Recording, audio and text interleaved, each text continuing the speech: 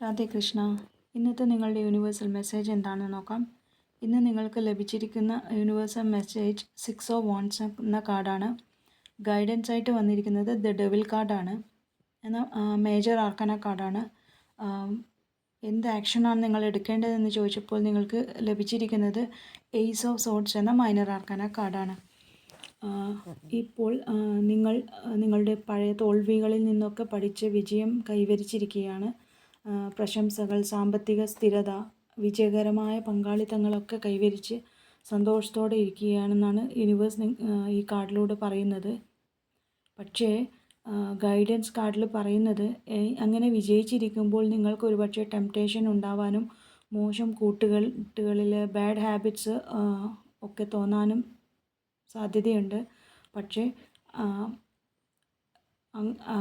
പ്രപഞ്ചം നിങ്ങളെ ഓർമ്മിപ്പിക്കുകയാണ്, വിജയത്തിൻ്റെ മത്ത് തലയ്ക്ക് പിടിക്കാതെ വിജയത്തെ ഹൃദയത്തോട് ചേർത്ത് നന്ദിയോടെയും വെല്ലുവിളികൾ നിറഞ്ഞ പാതയിലൂടെ സത്യസന്ധതയോടെയും നന്മയോടെയുമുള്ള യാത്രയാണെങ്കിൽ തീർച്ചയായും യൂണിവേഴ്സ് നിങ്ങളെ കൂടെ ഉണ്ടാവും.